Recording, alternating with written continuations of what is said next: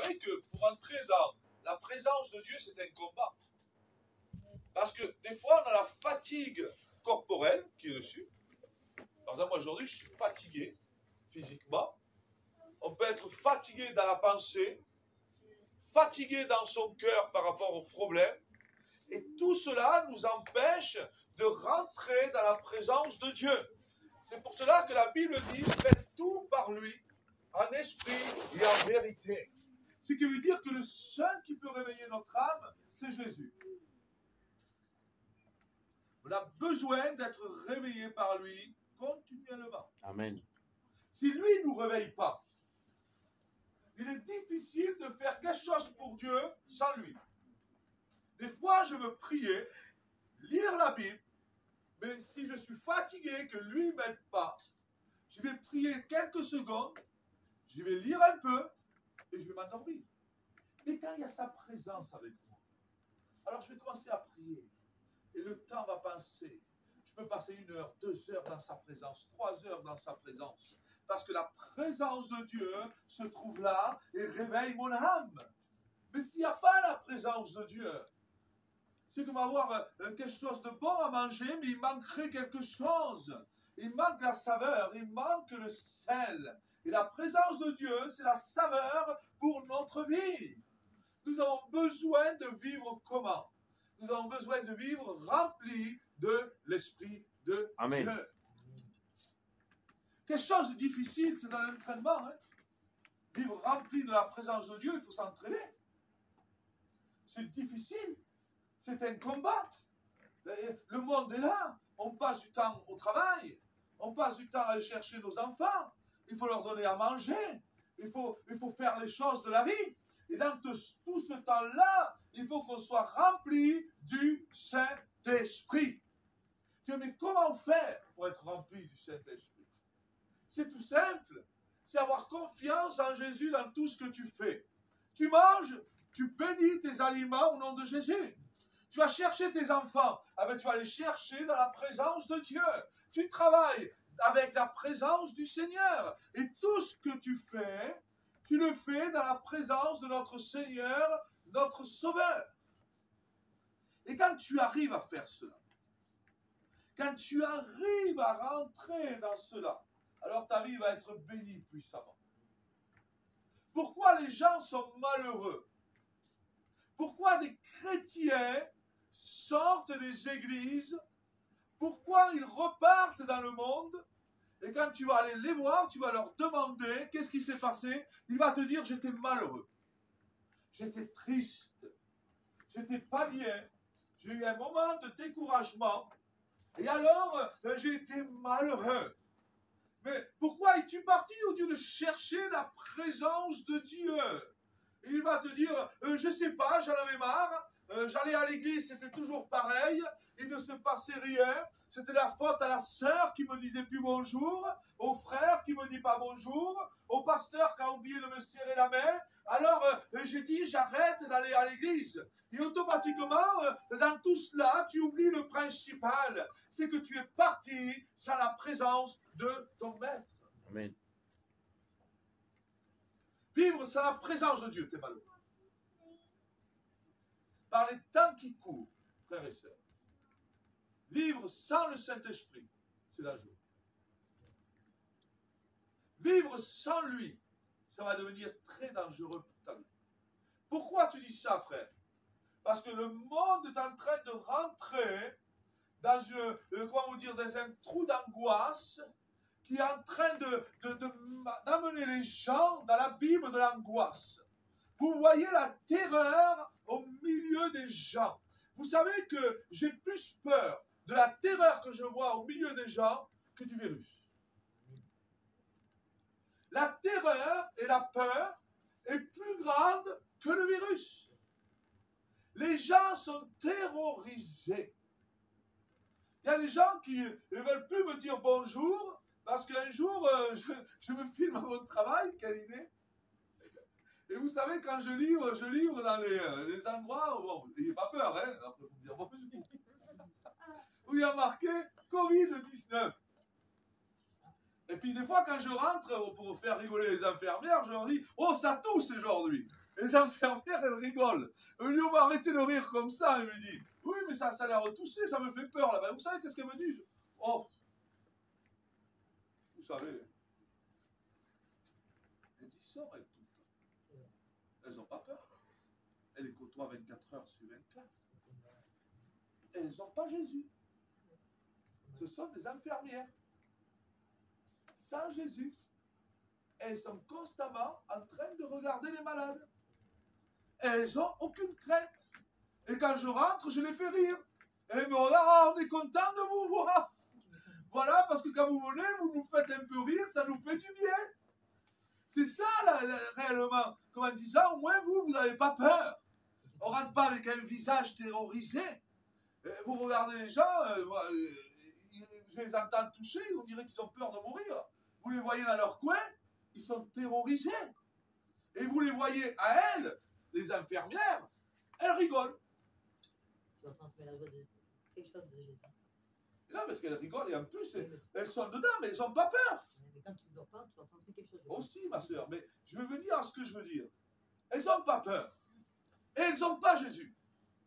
Alors comment ça se fait que les chrétiens qui ont Christ ont plus peur que les infirmières? C'est incompréhensible. Ah, mais c'est parce qu'ils connaissent la médecine. Mais toi, tu connais le divin médecin. Gloire à Dieu. Alors pourquoi les chrétiens sont morts de peur en ce moment? Il y a des chrétiens qui ne veulent pas venir dans les églises. Je regarde les autres églises, il y a 7, 8, 10 personnes, ce sont on est beaucoup. En temps de Covid, c'est extraordinaire, c'est réveil. Parce que je vous le dis, ils tremblent les chrétiens. Et les infirmières n'ont pas peur. C'est pas normal, frères et sœurs. Est-ce que c'est normal d'avoir peur? Non, d'être prudent si tu veux, mais avoir peur, non. Parce que celui qui est en nous, quand même, c'est le divin médecin, non, mon frère? Amen. C'est pas normal qu'on ne va plus louer Dieu. Je ne vais plus me remplir de la présence de Dieu parce que j'ai peur. Et quand je parle comme ça, certains chrétiens ils me regardent avec les gros yeux. Je dis, tu as peur, tu vis mal. Et toi, tu as peur? Non, mon frère, je n'ai pas peur. Mais tu sais que ça peut t'arriver, il peut m'arriver plein de choses. Et que le Seigneur nous garde. Amen. Je ne veux pas y penser. L'autre jour, j'étais avec mon camion, je roule sous la pluie. Je vois 2 jeunes gens. La voiture commence à glisser au milieu de l'autoroute. Elle commence à se retourner comme ça. Elle va contre la rambarde. Je vois les camions qui arrivent à fond. J'ai dit, ces 2 jeunes vont mourir. Qu'est-ce que j'ai fait? J'ai prié. J'ai dit, Seigneur, garde-les. Amen. Et j'étais en plein milieu de la route avec des camions qui arrivent à toute vitesse. Je dis, garde-les, Seigneur. Ils ont quoi? Ils ont 20 ans. Garde-les avec ta main puissante. Envoie des anges pour les garder. Et merci, Seigneur. Il n'y a pas eu d'accident. Merci, Seigneur. Je me dis, mais c'est peut-être pas ta prière, c'est un coup de chance. Avec Dieu, il n'y a pas de hasard. Moi, je crois que Dieu entend. Amen. Amen. C'est la foi. Moi, j'aime les chrétiens qui ont la foi. J'aime les gens qui veulent vraiment la bénédiction de Christ.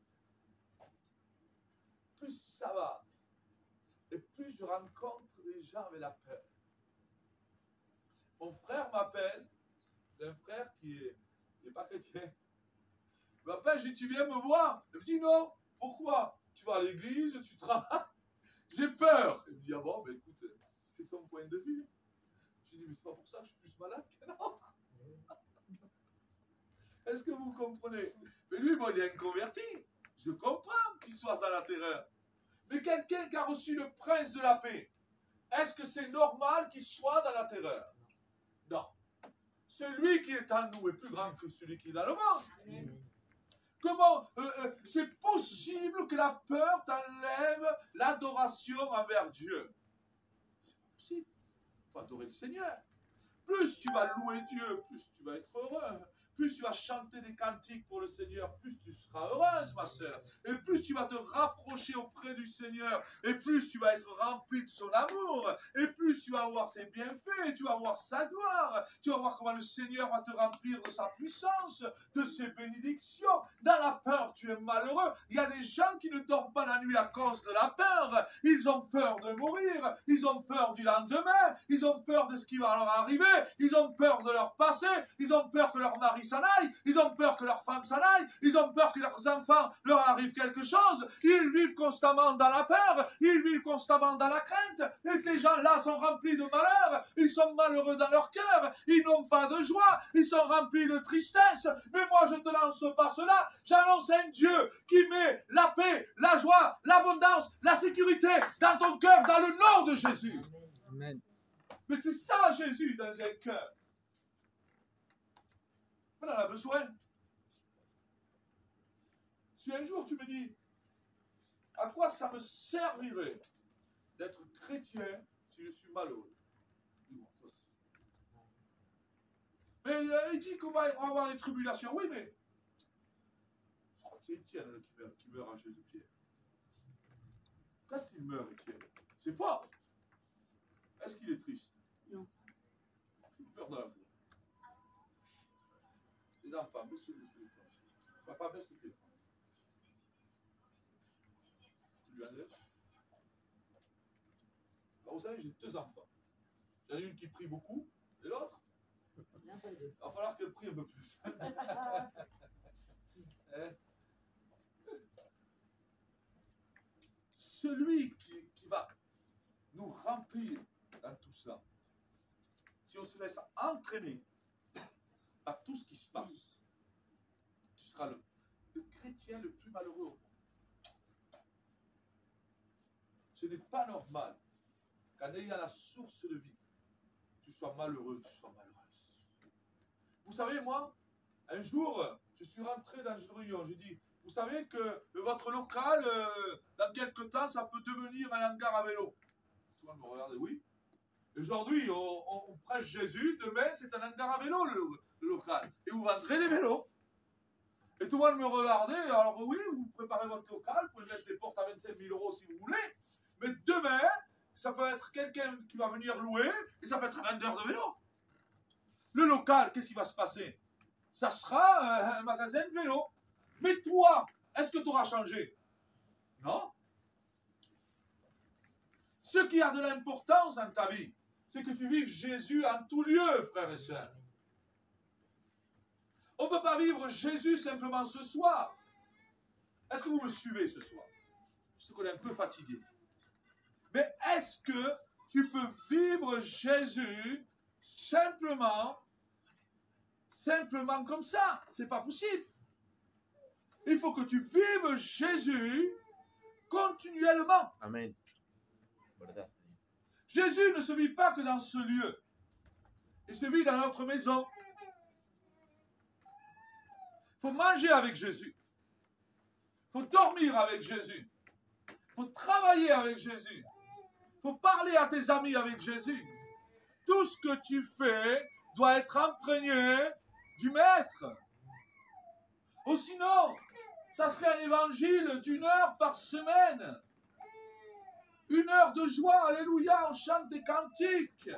Et tu sors de ce lieu. Et après, tu es malheureux, tu es malheureuse. Tu mets la 15 BFM TV. Et on va commencer à te dire, ça y est, on a eu 25 000 cas de coronavirus. Et tu vas commencer à trembler. Dimanche, je ne vais pas à l'église. Est-ce que ça vient de Dieu, ça? Non, il est kamikaze, ce pasteur. Non. Je suis réaliste, frères et sœurs. La peur est pire que le virus. La peur te ronge la vie. Il y avait un jour, j'ai dit à certaines personnes, c'était poussé par le Saint-Esprit. Moi, vous savez, le Seigneur m'a éduqué depuis tout jeune. J'ai toujours mangé avec tout le monde, j'ai jamais eu de problème.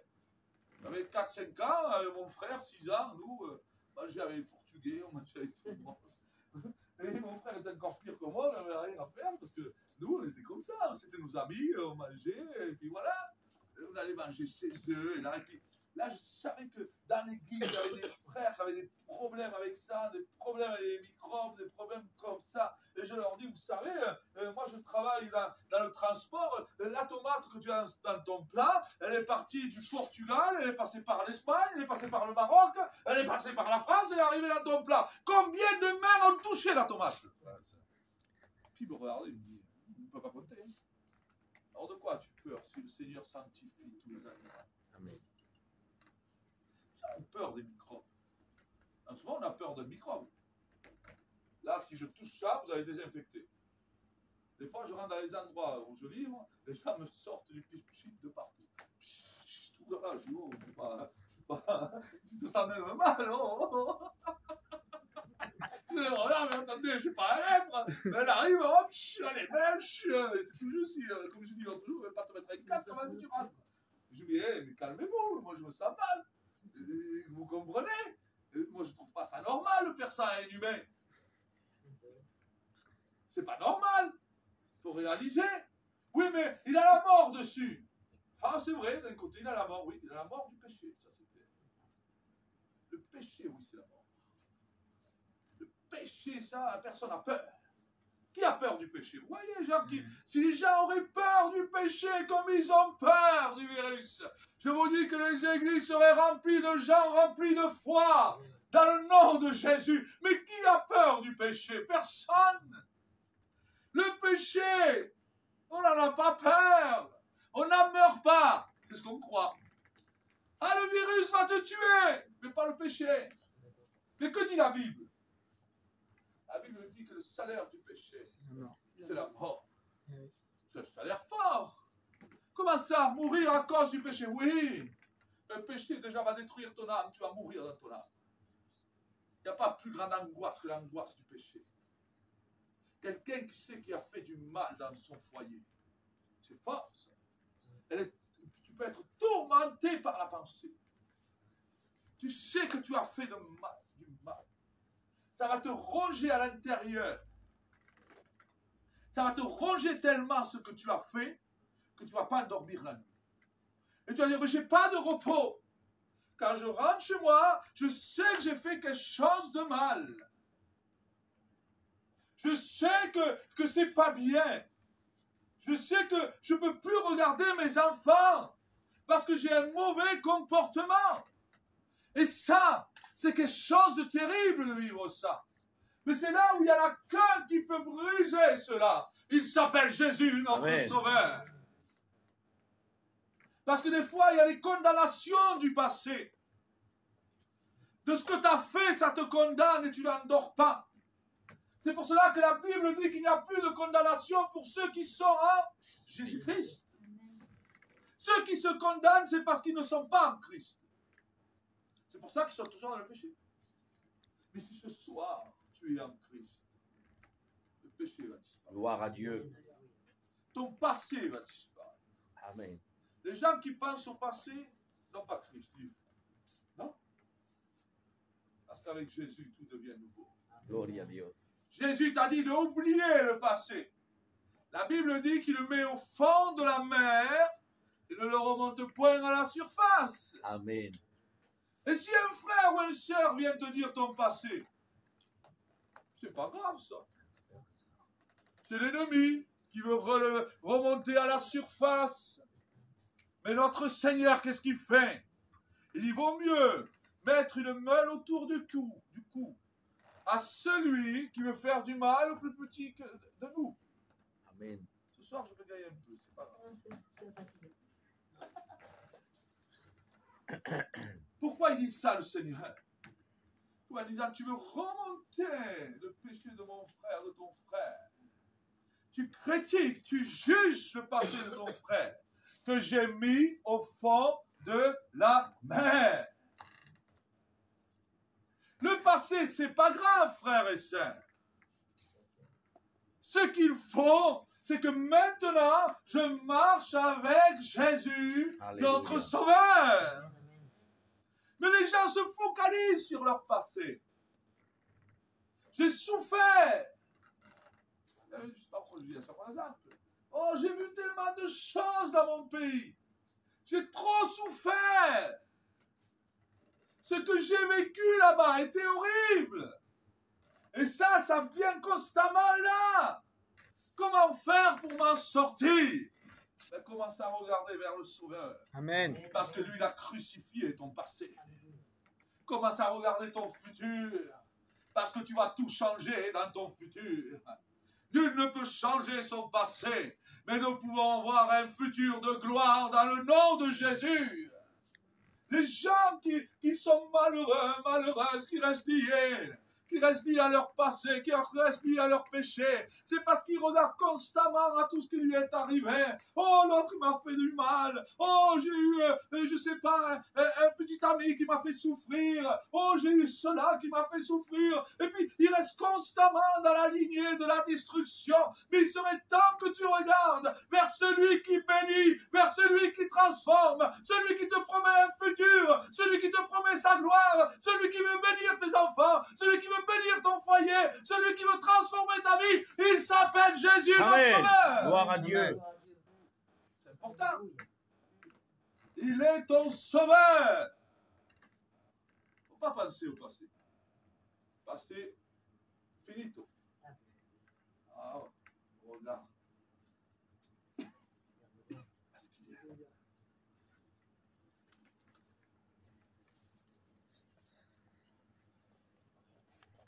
Il y a des pensées, des passés, humainement. Irréparable, humainement. C'est lourd. Mais dans la puissance de Dieu, tout disparaît. Laisse l'œuvre du Seigneur remplir ta vie.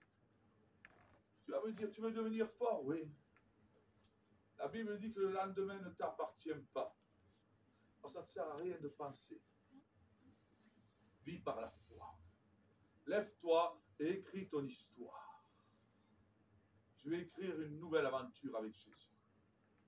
Une nouvelle vie avec Christ. Une vie puissante avec Jésus. Une vie de gloire avec Jésus-Christ. Et quand tu vas rentrer là-dedans, tu vas voir la puissance de Dieu Amen. avec toi. Gloire à Dieu.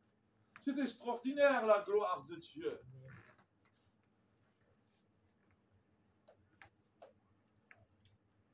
Les gens qui réalisent que Dieu a pardonné toutes les fautes de leur passé. Si Dieu les a oubliés, eh bien Dieu maintenant te donne un commandement. Oublie ton passé comme moi je l'ai oublié.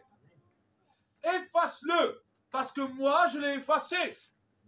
Qui tu es toi pour te rappeler ce que tu as fait? Si moi j'ai effacé tout à la croix, j'ai effacé toutes tes transgressions dans le nom de Jésus. C'est puissant, Jésus. C'est glorieux, Jésus. Ce qui nous rend forts,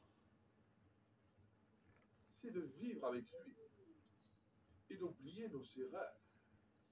Ah, aujourd'hui j'ai fait une erreur, je ne vais pas à l'église. Ben, t'en feras d'autres. Demande pardon. Ah, mais tout le temps. Non. Et chaque fois que tu fais une erreur, j'attends que tu deviennes plus fort. Oui, demande pardon. C'est mieux que de ne pas dire pardon. Un jour, ça n'allait pas. Et je laissais passer des jours. Et je n'osais pas demander pardon au Seigneur.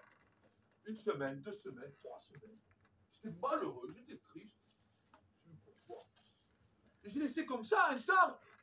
Et le jour que j'ai demandé pardon, le Saint-Esprit me dit, c'est ce que j'attendais depuis des jours. Pourquoi tu as mis autant de temps à le faire?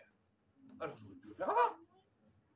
Pourquoi vous attendez autant de temps en sachant que Dieu veut te libérer, que Dieu veut bénir ta vie, que Dieu veut détruire ton passé, que Dieu veut bénir ton foyer, que Dieu veut bénir tes enfants? Pourquoi regardes toujours-tu à ce qui est détruit? Regarde à ce qui est construit dans le nom de Jésus. Les gens regardent à tout ce qui est détruit. Si c'est détruit, c'est détruit. Mais regarde à celui qui construit, qui s'appelle Jésus, le Fils de Dieu. Est-ce que vous comprenez le sens? Vraiment, depuis quelques jours, le Seigneur me met à cœur. Il me dit, il faut que mon Église devienne forte, il faut qu'elle devienne puissante. Il faut que nous rentrions vraiment dans la bénédiction de Dieu, que nous soyons autonomes dans l'évangile. Là, on est des serviteurs. Mais si tu es constamment en train de nous appeler, c'est que tu ne sais pas te débrouiller. Mais quand tu sais te débrouiller tout seul, alors tu as besoin de personne. Quand tu as un problème, tu seras allé chercher la bénédiction dans le nom de Jésus. Il faut savoir être béni. Il faut savoir aller chercher sa gloire, aller chercher la bénédiction. On peut vous aider en tant qu'homme, mais celui qui va bénir ta vie, il s'appelle Jésus. La Bible dit qu'il y en a qui plantent, il y en a qui arrosent, mais celui qui fait croître, il s'appelle Jésus. Amen. Moi, je peux arroser, le frère peut planter, mais moi et lui, nous n'avons aucune puissance. Celui qui va faire croître la bénédiction, il s'appelle Jésus. Ça veut dire que sans Jésus, vous n'accomplirez rien.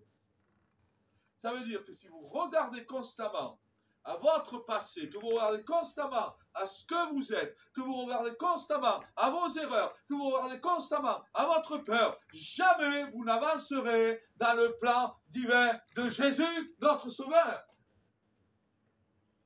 Il ne faut pas avoir peur. Il ne faut pas. Pourquoi avoir peur si Jésus est avec toi? Pourquoi la nuit tu ne dors pas si Christ est avec toi? Vous savez que le sommeil est une bénédiction de Dieu. Les gens ne dorment plus. Des fois, ils croient que c'est la révélation. Vous savez, je vais quelque part. Monsieur, là, vous ne dormez pas. Il y en a 10. Hein. Approchez-vous. Il y en a 8 qui vont s'approcher. 8. C'est beaucoup. À force, vous savez, on connaît les problèmes des gens. C'est vrai, mon frère. C'est impressionnant. C'est parce que les gens vivent sans Christ. Mais est-ce que ce soir, on veut réaliser qu'on va vivre dans la plénitude de Dieu? Quand tu vas rentrer chez toi, tu vas t'endormir avec la présence de Dieu. Qui veut ça?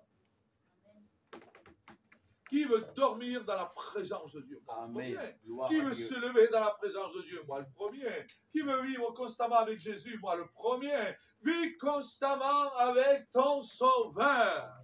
Il y en a qui croient, vous savez, c'est vrai, il faut jeûner, il faut prier, c'est dans la parole de Dieu, hein, mais on ne peut pas constamment jeûner, mon frère, c'est pas possible. Hein. Si on jeûnerait tout le temps, on va me dire, mais attends, il faut que j'aille faire les courses, comme pour un moment ou l'autre, il ne va pas que je nourrisse ma famille, vous comprenez? Hein? On ne peut pas jeûner constamment. Alors, il faudrait que je sois constamment dans le jeûne pour être forte et remplie de la présence de Dieu. Non, il faut être constamment, oui, en communion avec notre Sauveur, le Seigneur Jésus. Vous savez que Dieu peut parler dans n'importe quel lieu. N'importe quel lieu, Jésus peut parler. Ce n'est pas un lieu, Jésus. Dieu habite dans tous les endroits. C'est pas grave. Le principal, est-ce que vous me suivez? Amen. Même qu'on est fatigué, on essaye de suivre. Hein? Vous savez, l'évangile, il faut garder la foi en tout temps. Des fois, c'est spectaculaire.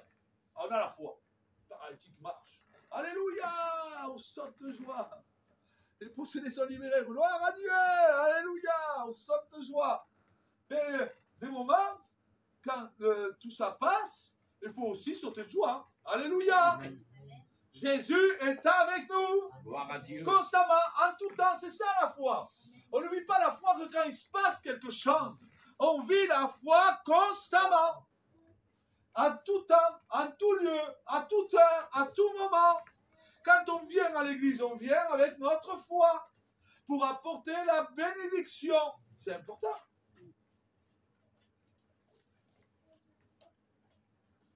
Ce soir, il y a du trouble, c'est pas grave. Le message est là. Si on se détache de Jésus, vous savez ce qui se passe? On va tomber totalement dans le monde.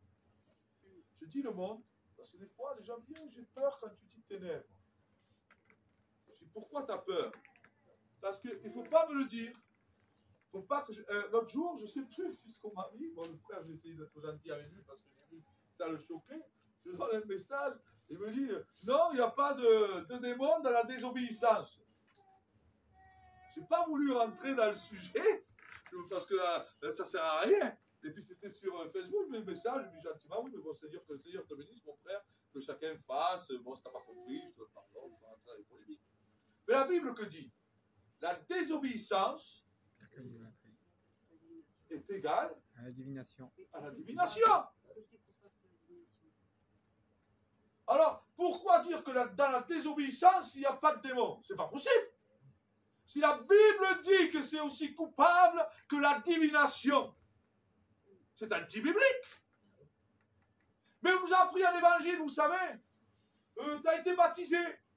Même si demain tu vas en boîte et tu bois, ben il n'y a pas de démon. Oh, c'est bien de vivre comme ça. Oh, que c'est bien, il n'y a pas de peur. Je fais tout ce que je veux, mon frère. J'ai été baptisé. Je peux aller voir le gourou d'en face. Faire ce que je veux. Il n'y a pas de démon, mon frère. Ah, comme ça, hein. C'est terrible. Ils peuvent faire ce qu'ils veulent. Mais mes frères, la Bible dit qu'il est dans la puissance de l'air. Il est dans tous les lieux. C'est pas parce que tu as eu 4 gouttes d'eau que ça va te garder. C'est un symbole, un engagement. Ce qui te garde, c'est d'être rempli de la présence de Dieu. C'est de vivre avec le divin, de vivre avec la puissance de Dieu, d'être près de Jésus qui te garde les ténèbres. C'est pas 4 gouttes d'eau. On contamine, aucun chrétien ne peut être possédé, un jour on m'a dit.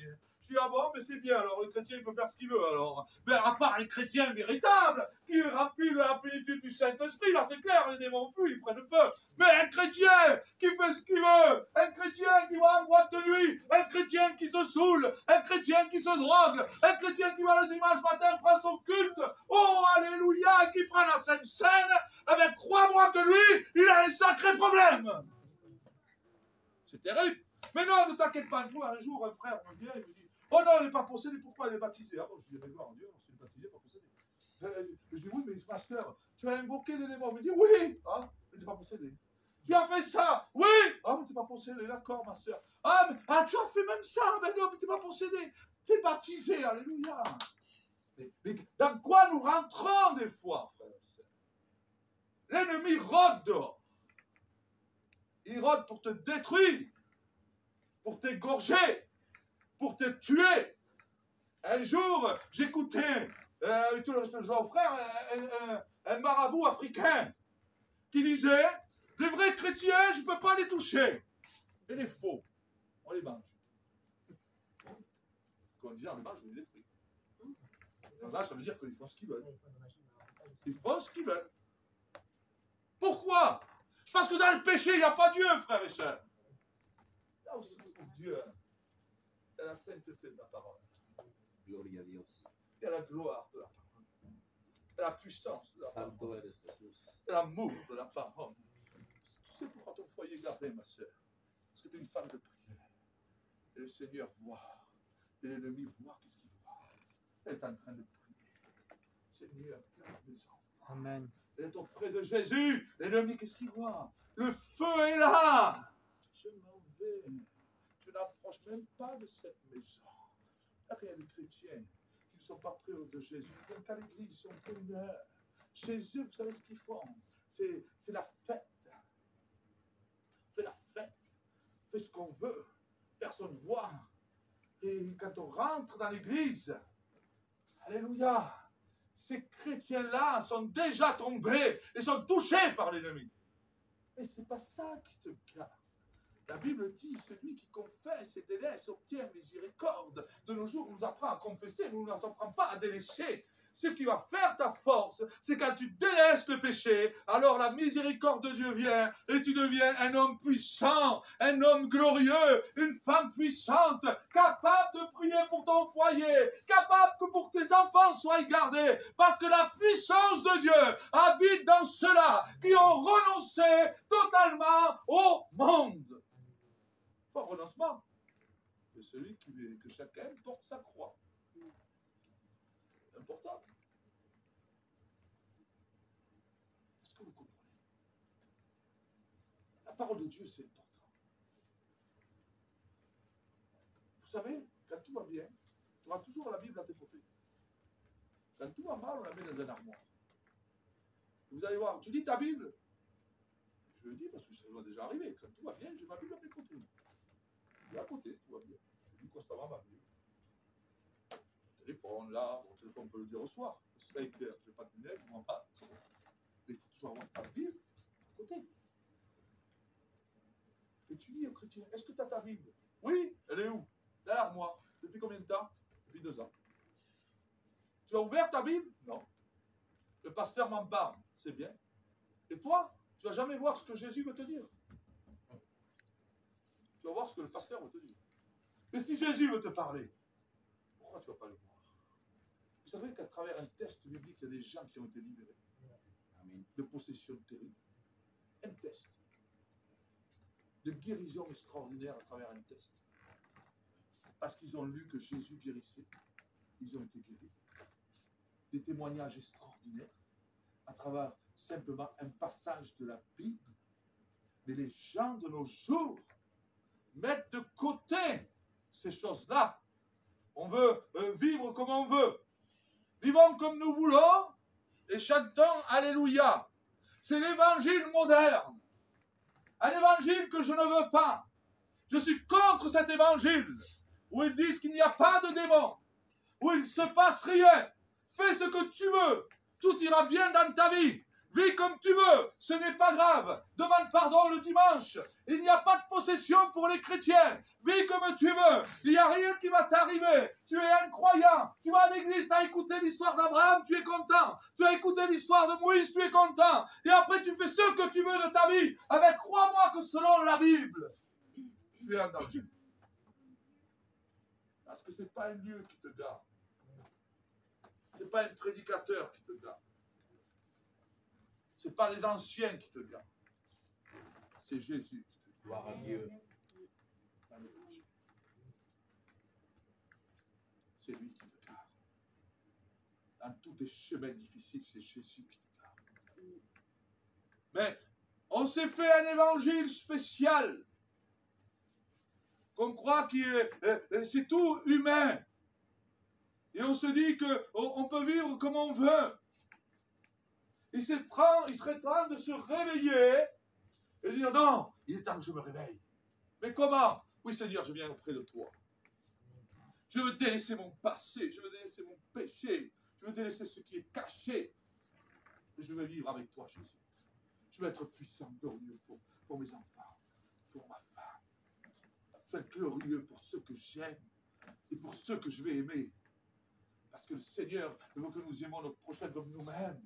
Mais d'abord, il faut déjà commencer à aimer son foyer. Il y a des foyers qui se disent, c'est fort ce que je dis, mais c'est vrai que dans l'époque qu'on vit, ça ne se dit pas peut-être. Mais est-ce qu'ils ne se disent plus qu'ils s'aiment? Ils ne disent même pas à leurs enfants qu'ils les aiment. Moi, je prends mes enfants constamment, je leur dis, je t'aime. Je t'aime à mes enfants. Je veux qu'ils entendent constamment que je les aime. Puis à ma femme aussi, je lui dis que je l'aime. C'est ma femme, c'est normal. Et vous savez, quand je suis au travail, j'arrive, je dis, écoutez, moi, j'aime que ma femme. Tout le monde entend ça. Je suis amoureux de ma femme. Mais, est-ce que vous comprenez pourquoi je prends ces exemples-là? Parce que des fois, on ne se dit plus rien. Et des fois, on croit que l'autre nous déteste. Mais en vérité, non. C'est parce qu'on s'oublie de se dire la vérité. Mais si on se dit la vérité, tout se brise. Pourquoi es-tu en colère contre quelqu'un que tu aimes? Va et dis-lui que tu l'aimes et la colère va se briser dans le nom de Jésus. Pourquoi avoir de la haine contre les gens que nous aimons alors qu'il suffirait de lui dire la vérité? Oui, je t'aime. C'est fort. C'est comme ça. Et tout se brise. Qu'a fait Jésus avec nous? Il a dit qu'il nous aimait. Je vous aime, dit Jésus. De l'amour éternel. Et quand Jésus vous a parlé comme ça pour la première fois, qu'est-ce que vous avez fait? Vous avez fondu un larme. La première fois que Jésus m'a dit qu'il m'aimait, je suis tombé en larmes. Et s'il ne me le dit pas, je ne l'aurais pas su. Parce qu'il me l'a dit. Je suis au courant. Comment se réconcilier en disant la vérité? Si tu en veux à tes enfants, dis-leur que tu les aimes, parce que tu les aimes. C'est fort ce que je dis. Mais tu leur en veux à tes enfants. C'est pas possible. Tu les as élevés, tu les as aimés. Le problème, c'est que tu leur dis plus que tu les aimes. Tu n'arrêtes pas de les juger, de les condamner. Ils marchent mal, ils viennent pas me voir, ils me critiquent, ils sont comme ci, ils sont comme ça. Et au lieu de leur dire la vérité, va et dis-leur, oui, je t'aime, tu es mon fils. Ça a de l'impact dans la présence de Dieu. Ça a de la puissance, ça a de la réconciliation. Ce soir, je parle comme ça. Parce que dans la vie, il y a beaucoup de problèmes. On ne les arrange pas, vous savez, comme ça. En te disant, oui, le Seigneur va arranger. Il te dit, va et fais-le. Je t'envoie. Réconcilie-toi. Un jour, j'ai dit, pour être pardonné, il faut pardonner. Si tu ne pardonnes pas, tu ne seras pas pardonné. C'est la Bible qui le dit. Moi, j'ai dit, écoute, je préfère me retrouver dans le péché. Je dis, ah bon, oui. Dans tout ce que tu veux. Mais je préfère pardonner à mon pire ennemi. Pourquoi? Parce qu'il en va de mon salut. Parce que le reste, Dieu va me le pardonner. Mais ça, il ne me pardonnera pas. Mais comment ça? Il a été méchant. Oui, il a été méchant. Laisse Dieu être son juge. Toi, pardonne. Dieu connaît toutes choses. Et quand tu es en règle avec ça, tu es puissant. Qui veut être puissant? Qui veut la bénédiction dans son foyer? Tout le monde. Sois en règle avec la parole. Commence à mettre ta vie en règle avec la parole de Dieu. C'est très important. L'autre jour, je disais, frère, apportez des Bibles. Apportez vos Bibles. C'est vrai, on ne le voit plus ça. Avant, au début de ma conversion, tout le monde avait ses Bibles. Maintenant, plus personne n'a de Bible. Avant, tout le monde notait tout. Une pensée du Saint-Esprit, je note. Maintenant, on ne note plus. On ne veut plus savoir. On veut tout oublier. On n'a plus besoin de Bible maintenant. Le frère a raison. Le téléphone, c'est bien. Ça aide parce qu'on est un peu illettré. Moi, je suis un peu illettré. Je comprends les comment des P et des B, non? Bon. Je suis dyslexique, je ne sais pas le dire. Voilà, dyslexique. Je confonds les lettres. Alors, des fois, pour écrire, ça va m'aider. C'est pas interdit. Après, pour suivre la parole de Dieu, il faut plonger dans la lecture de la parole. Nous avons l'épée de la parole. Qui a une épée ce soir? On va avoir l'épée. Gloire à Dieu. Ça, c'est l'épée. Vous voulez couper la tête à Goliath, il faut avoir l'épée. Pas d'épée, Goliath ne meurt pas. Tu as l'épée, Goliath. Il ne faut pas avoir l'épée dans une armoire. Je me rappellerai toujours. Un jour, je te vois, il y a une jeune fille. Tu vois pourquoi je dis ça? Je dis, Jésus est puissant, elle est ensorcelée. Et je lui donne une Bible. Et un jour, bon, ben, je passe chez elle. Je dis, ça va? Oui, ça va. Puis ça va, je rentre dans la maison. Alors, elle avait mis son gourou à côté de sa Bible. Et je lui dis, bon, mais c'est bien, t'as mis tous les dieux ensemble. Elle me dit, oui, ça va me protéger. Je lui dis, bon, ben, écoute ça. Et la Bible, elle n'ouvrait pas. Elle avait mis sa Bible comme ça. Et là, elle avait un petit truc de sorcellerie, quoi. Un gris-gris, oui. Et elle met là, et puis d'autres, je ne me rappelle plus très bien. Je dis, c'est bien, ma soeur, tu mets tous les gris-gris sur la Bible. Oh là là. Je sais plus si elle avait compris ce que je lui avais dit, mais je crois que je l'avais mal évangélisé. Mais c'était quand même terrible d'arriver à ça. La Bible et sa parole doit être unique dans notre cœur. Amen. Il doit y avoir que lui. Gloire à Dieu. Ça ne marche pas. Ça ne marche pas. Il faut avoir que Jésus. Que Jésus. Que Jésus. Que Jésus. Moi, je veux vivre Jésus par cet acte. Je veux que la peur s'en aille. Je ne vais pas aller plus loin ce soir. C'est le moment de prier. Vous savez, avec le Seigneur, il faut savoir vivre avec lui en tout temps. Des fois, on est fatigué. Je le vois que vous êtes fatigué. Mais il faut savoir quand même. Ce soir, le Seigneur nous dit, arrête avec ton passé. arrête avec ton péché. Et suis-moi, tu vas voir ma gloire. Mais je ne peux pas, Seigneur. Pourquoi tu ne peux pas? Il suffit que tu me contemples et que tu m'acceptes. Laisse-moi faire dans ta vie. Oublie ce qui te condamne et je serai plus grand que ta condamnation. Amen. Ce soir, il est plus grand que ce qui te condamne. Jésus est plus grand que ta condamnation. Ne te condamne pas. Quoi que tu aies fait d'horrible, Jésus est plus grand que tout ça. Amen. Jésus est au-dessus de tout ça. Vivons un évangile véritable, frères et sœurs. Il y a un combat spirituel. Les gens ne combattent plus dans la prière. Les gens vivent dans la paresse. Ils laissent faire aux puissances des ténèbres ce qu'ils veulent. Il est temps qu'une armée se lève et qu'on commence à prier ensemble et dire au nom de Jésus que les œuvres des ténèbres reculent, que la puissance de l'air s'arrête et que le nom de Jésus règne en France dans le nom de Jésus, notre Sauveur. C'est important. Est-ce que vous voyez beaucoup de combattants? Moi, je suis fort. Pas beaucoup. Hein.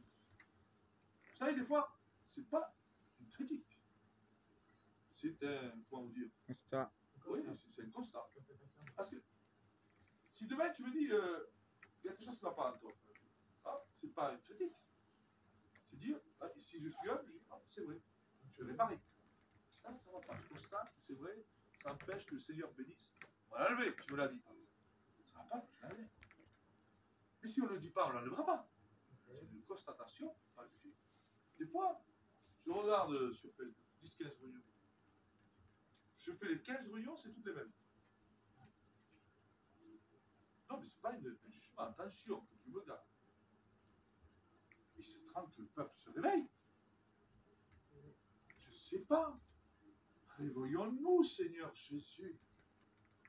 Mettons-nous à genoux, implorons sa grâce, prions le Seigneur, remplissons-nous de sa présence. Parce que vraiment, ce que Dieu veut, c'est un peuple réveillé. Réveille-toi, toi qui dors d'entre les morts, et Christ va t'éclairer.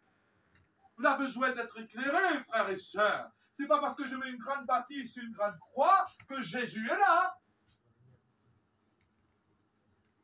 Quand Jésus est là, on le sait. Dans dimanche, on a été visité de Jésus. Ça a tremblé, hein, frère. Alléluia. Ça tremble quand on est visité de Jésus. Hein? Quand il est là, on le sait. Quand Paul et Silas prient au milieu de la prison, prenez ce texte, l'histoire. Mais pourquoi la prison tremble? C'est parce que Jésus est là. Quand il est là, on le sait quand il est là. Mais quand Jésus est là, tout tremble. Il y a quelque chose de surnaturel quand Jésus est là. Vous savez, à l'époque, il y a 2000 ans en arrière, vous voulez arrêter Jésus. Jésus, tu chasses trop de démons. Tu ne viens pas de Dieu. Tu chasses les démons par Belzébuth. Ah, quelle parole, il fallait oser. T'en chasses trop.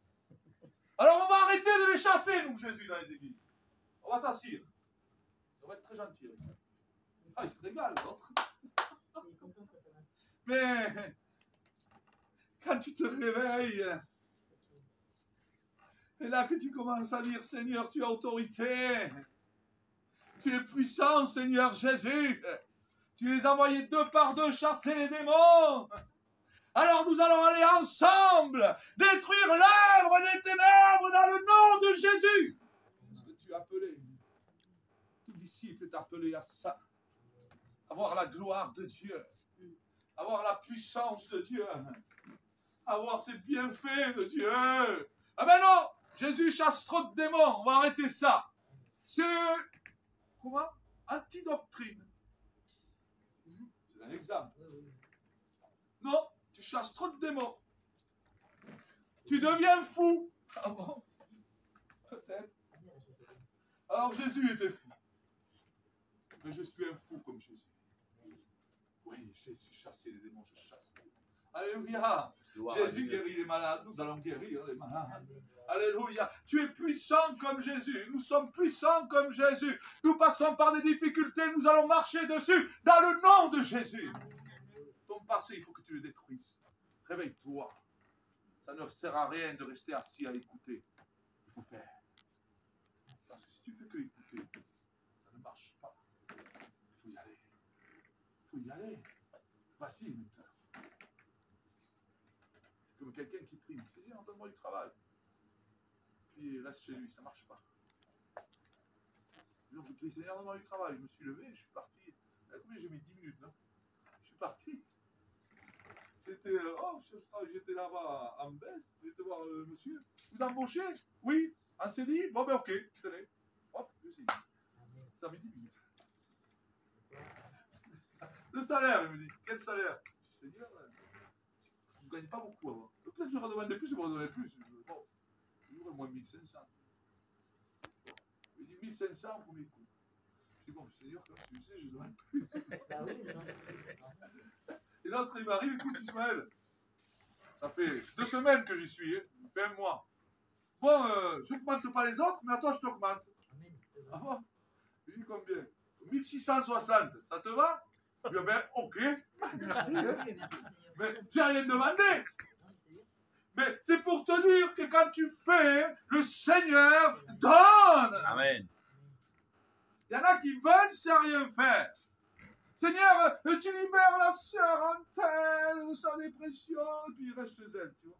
Va chez la sœur en telle. Seigneur, bénis la sœur dans le nom de Jésus. Amen. Frère, ça, tu bénis dans le nom de Jésus. C'est puissant, ça. Ne reste pas chez toi à dire bénis le frère. Seigneur, Père, le frère, je sais qu'il a des problèmes financiers, tu me le révèles. Ah, Seigneur, non, mais j'y vais pas. Comment tu veux que tu l'aides alors? Va le voir, aide-le. Avec Dieu, il faut que tu fasses. Il ne faut pas que tu écoutes. Les gens apprennent à écouter, c'est tout. Mais ils ne font plus. Il est temps d'appliquer l'évangile. Qui veut appliquer l'évangile? Amen. Oui, Seigneur veut se servir de toi, ma soeur. Gloire à Dieu. Seigneur se servait des femmes aussi. Ne prêchez pas la parole, mais c'était puissante les femmes dans l'évangile. Attention, ça déménageait avec les femmes aussi. Ne vous inquiétez pas. C'était des femmes puissantes. Hein, quand Déborah la prophétesse prophétisait, c'était puissant. Hein? Il ne faut pas oublier, il y a eu la reine Esther qui a sauvé son peuple. Il y a eu des récits extraordinaires avec des femmes extraordinaires. Je ne dis pas que la femme peut enseigner, mais je dis juste que le Seigneur a fait de toi le temple du Saint-Esprit. Amen. Alors si Dieu est en toi, tu peux faire des exploits.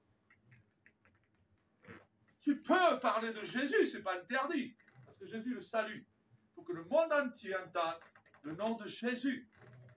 Il n'est pas permis que tu enseignes dans les assemblées. Il n'a jamais dit ne donne pas le nom du salut et laisse-les partir tous en enfer.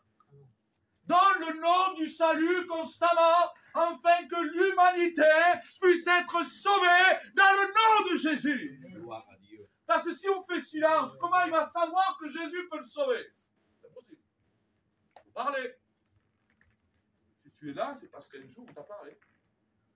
Si on ne t'aurait pas parlé, on ne serait pas dans l'église. Hein, ma soeur, parce qu'un jour on t'a parlé, tu es là. Voilà, c'est parce qu'on a témoigné de Jésus. Tu es dans la bonne maison. Ici, il y a de la bénédiction. Amen. La Bible dit qu'il y a du pain en abondance. Ça veut dire qu'il y a des grandes bénédictions dans la parole. Vous savez, des fois je parle. Et c'est là. Et chaque fois que je la regarde, je dis Seigneur va te bénir. C'est plus fort que moi. Hein? C'est parce que je le crois. Le Seigneur va vous bénir. Je ne sais pas pourquoi je dis ça.